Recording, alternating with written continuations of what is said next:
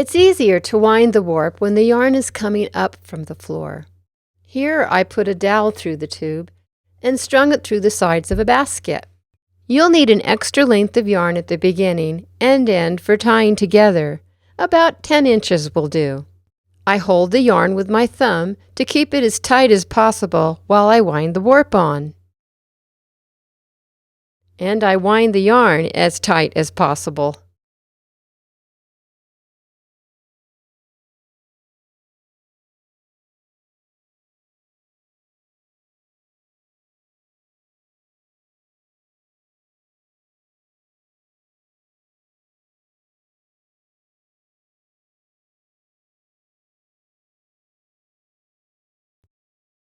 The beginning and end are tied together diagonally across the back side of the loom.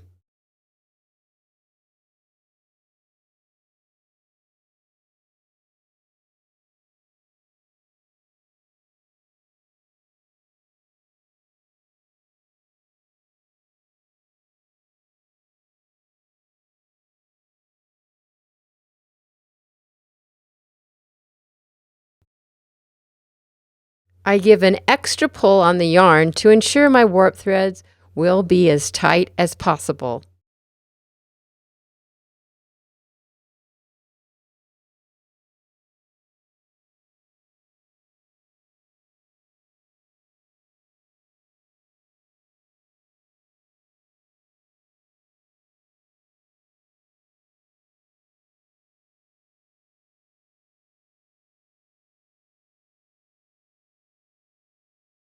The Sheila loom comes with 2 dowels. Their purpose is to make the warp even tighter than you wound it. Yep, a nice tight tension is the theme here. They lift the warp up a little bit too, and that makes weaving easier.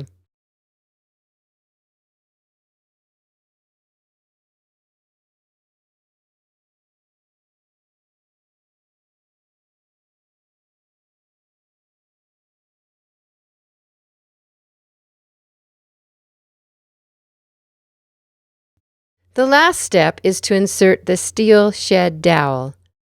This dowel isn't necessary, but it can make weaving a bit easier.